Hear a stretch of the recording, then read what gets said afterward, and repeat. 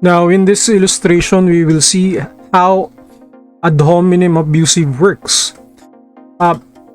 In this side, the letter F person here is the one who's committing the ad hominem abusive fallacy. Why?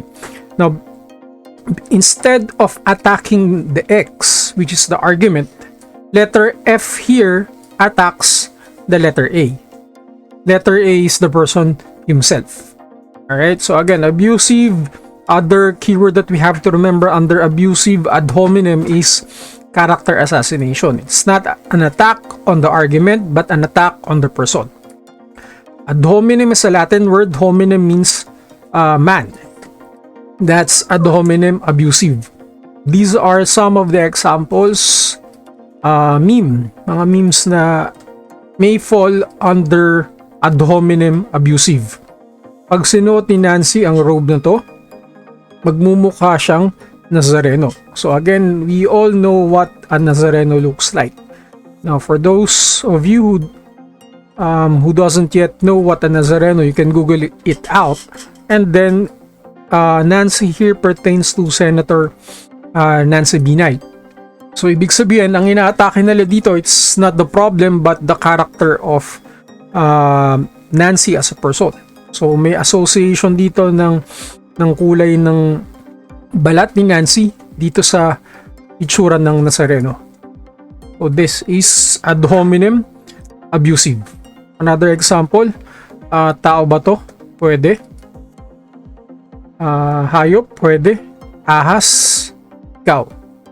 Okay, so yung pagiging ahas dito, ano yung pagiging ahas dito na atake instead of the problem? Instead of saying that the guess was correct, dito si Angel Locsin pinirpertain niya na yung pagiging ahas ay si Ma Salvador. Next example of ad hominem, another classification of ad hominem is circumstantial. Now, the difference between circumstantial and then abusive is instead of attacking the person, the speaker tries to attack indirect references, circumstances, and events that will affect the opponent. Attention is directed to the events and not on the character. So this is the difference between abusive and then circumstantial. Sa abusive, ang inaatake mo yung character ng tao na kausap mo. For example, ito yung kausap mo, si letter A. So you're attacking letter A as a person. That's abusive. Whereas for circumstantial, you attack letter A by attacking other variables. For example, letter B, letter C, and then letter D, which are closely related or connected to letter A. So this is how circumstantial works. If we're going to compare it with abusive. Indirect, itong inaatake mo indirectly. Kasi kung directly ang i-atake mo dito yung tao. So you try to attack letter B, letter C, letter D because these are variables which are indirectly connected to person A. That's circumstantial. Example, vote Grace po. Ito yung ad ni Grace po nung tumakbo siyang sa Senate. Vote Grace po as a senator. Ipagpapatuloy ko po ang nasimulan ni FPJ. So ito yung fallacy, circumstantial. Ba't dyan ka sa Senado? Ba't di ka na lang mag-action star? So yung action star here is an attack dito sa tatay ni Grace po, na si FPJ. FPJ, yung action star during the 70s, 80s, and 90s na namatay because of stroke when FPJ decided to run for office sa presidency. So FPJ is indirectly related to Grace po as a variable. That's why this falls under circumstantial. So another example, of course, you'd argue that death penalty is a bad thing. You're a pro-life. So death penalty raw ay masama. Anong reason? Kasi nga the person is a pro-life.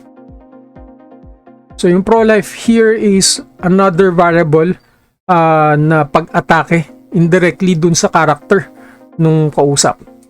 Next, a man and not a woman for president. Sounds great. Look who's proposing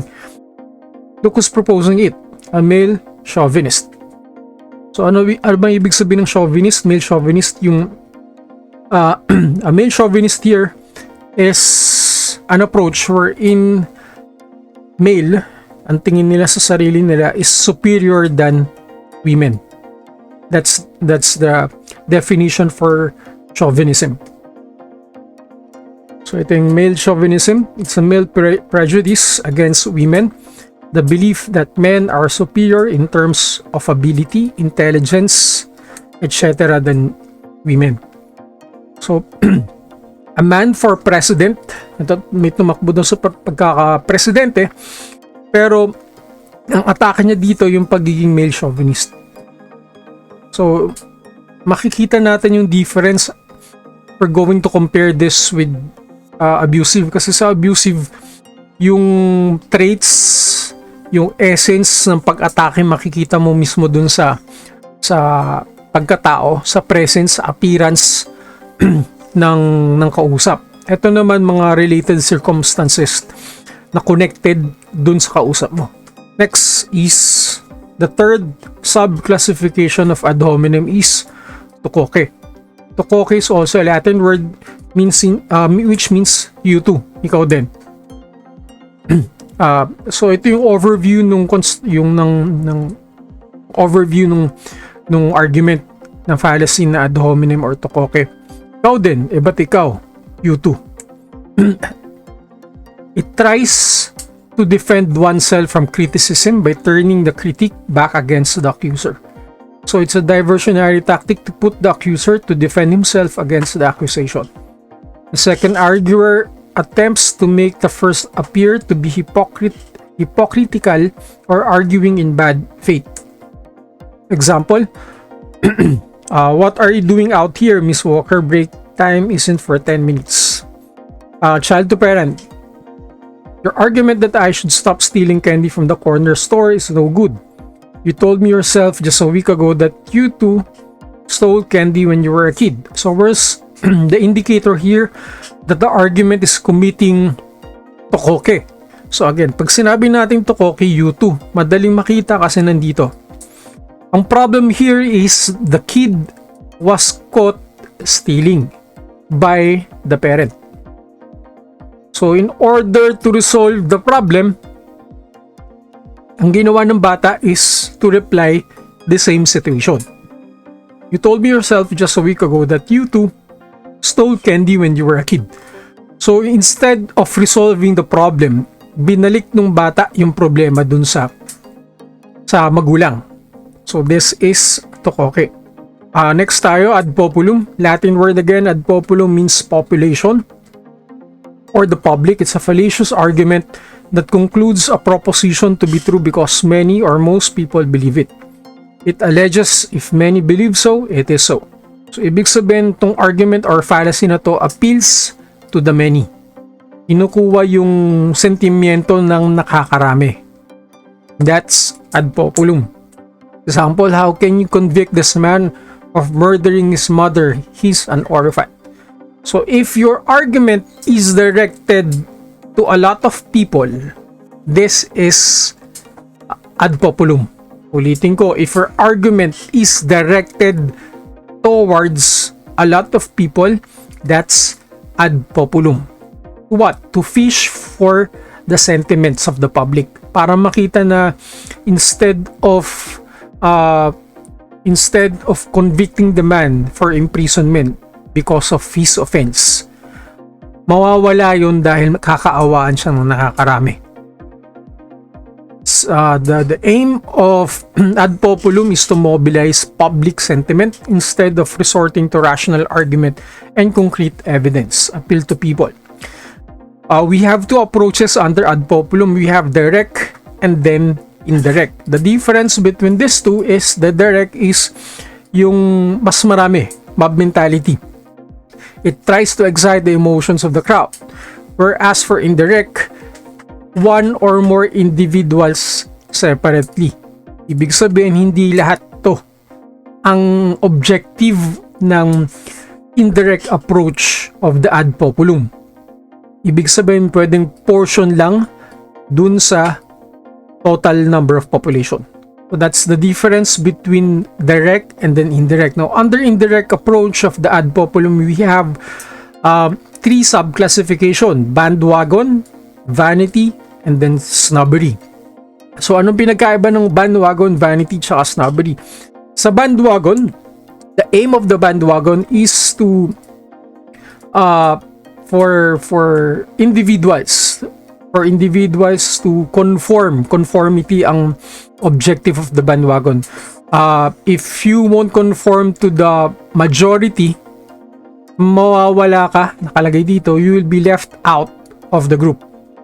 If you want to be left out with the group, kasi nga nauuso, hindi ka magiging in. So that's the objective of the bandwagon fallacy. You will be left behind or left out of the group if you do not comply. So ang objective of bandwagon is conformity or compliance.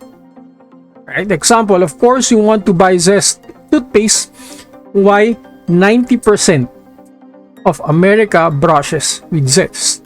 So if you are really an American citizen or pro-American, you should use Zest toothpaste. Otherwise, if you will not use Zest toothpaste, you do not belong as part of the 90% of the Americans. That's the aim of this fallacy. Ito yung bandwagon. I'd like to question the leadership on this move. You're undermining the truth. So, ibig sabihin ng bandwagon, ito yung conformity. Sunod sa alon.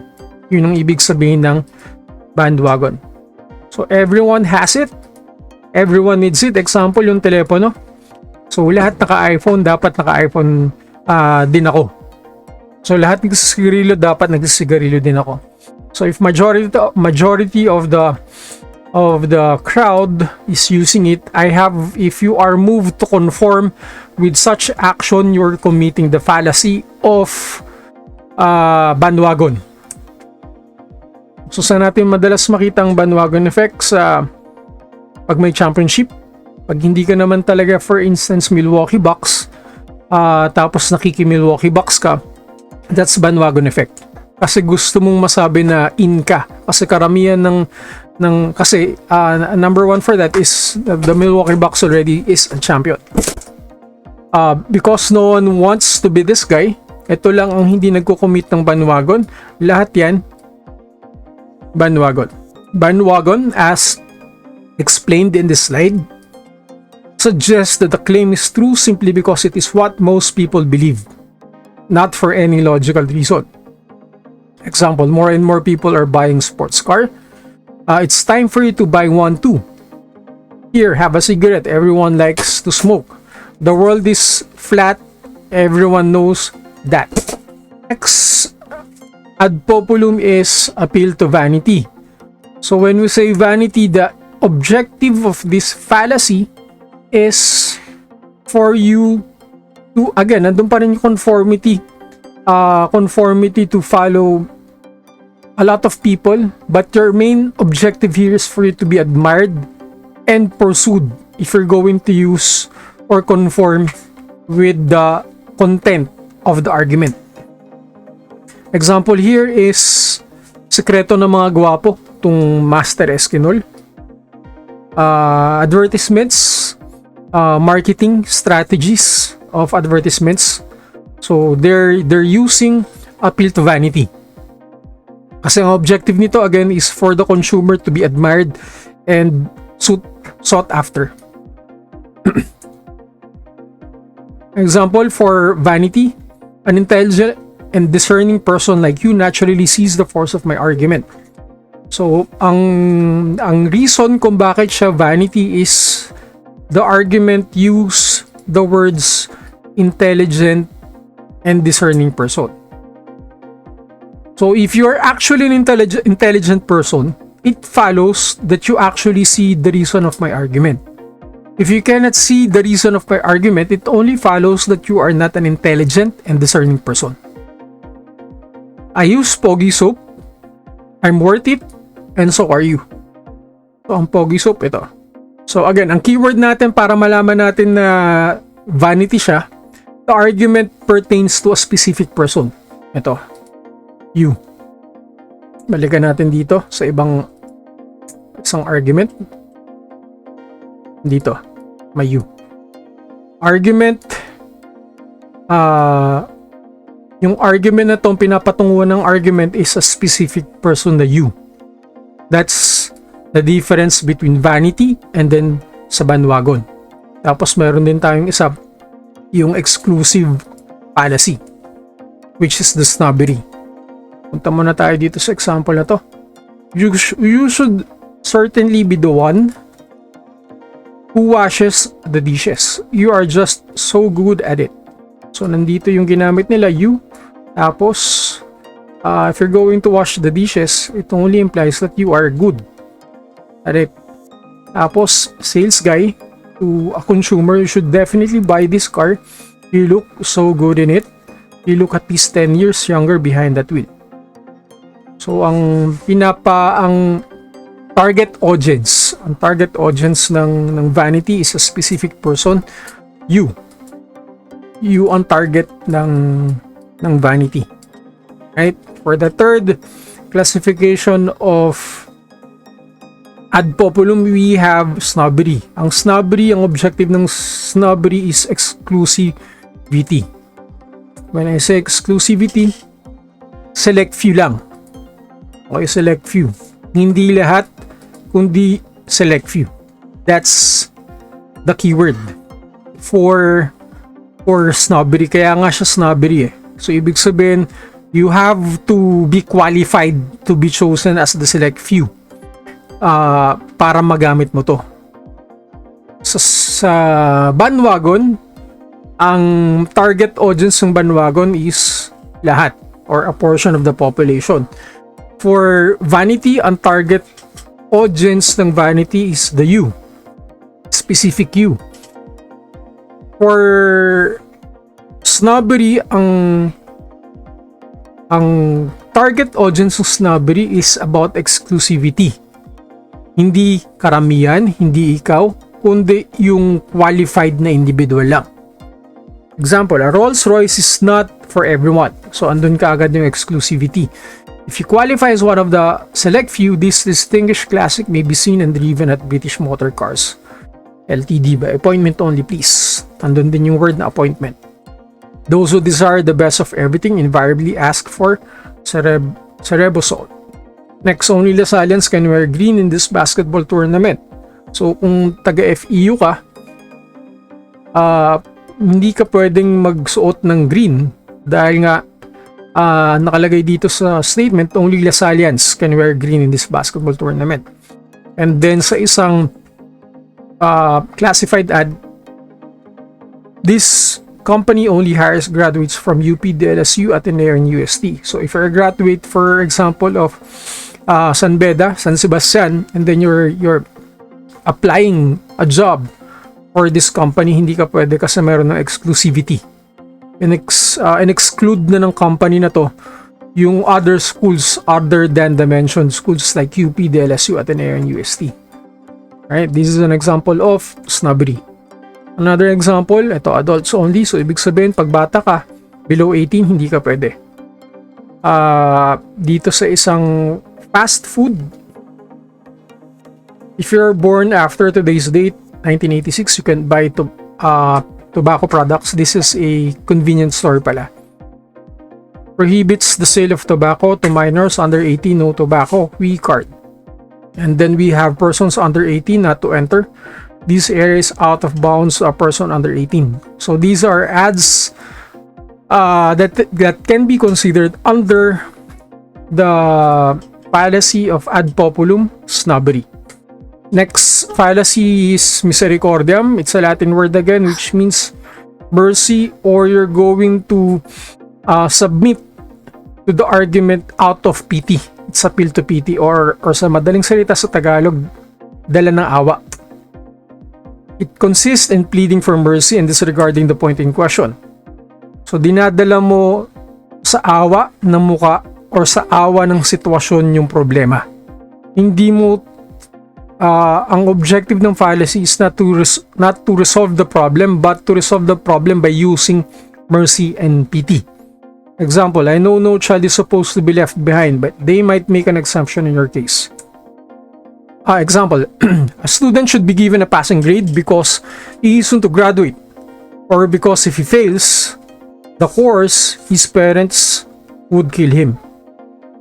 So, if this argument is used towards the teacher, the parents would kill him would emit a certain emotion coming from the teacher, which is mercy.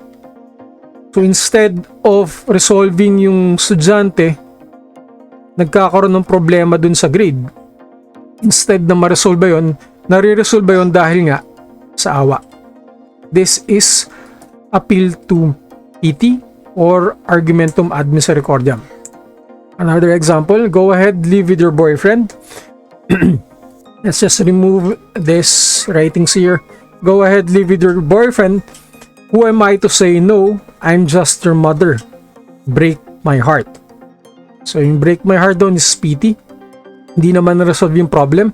Dumiretso na kagad dito sa breaking my heart. Your Honor, it's true that I killed my parents. I fully admit that I murdered them in cold blood. But I should get a light sentence. After all, I'm an orphan.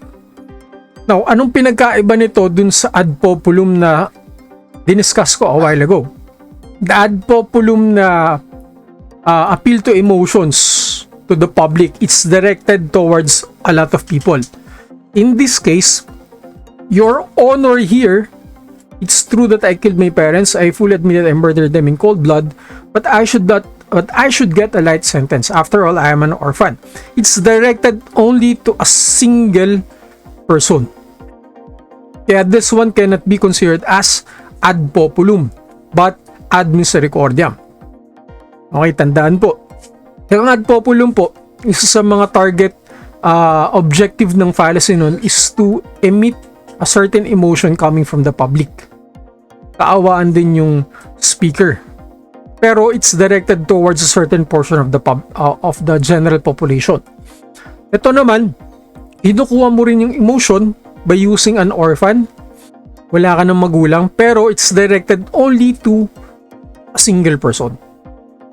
Okay? So, yun po yung pinagkaiba between ad populum and then misericordiam.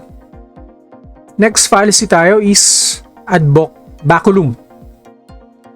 So, again, ang gagamitin nating keyword here is the word baculum, or yung pinakamalapit na Tagalog word is bakal or iron. Bakit bakal? Kasi this fallacy uses force or threat to convince people. Ginagamitan ng dahas para mag-conform yung audience. Physical force or moral pressure is being used in the argument rather than the merit of the point at issue. So ito yung issue na makikita natin sa illustration na to.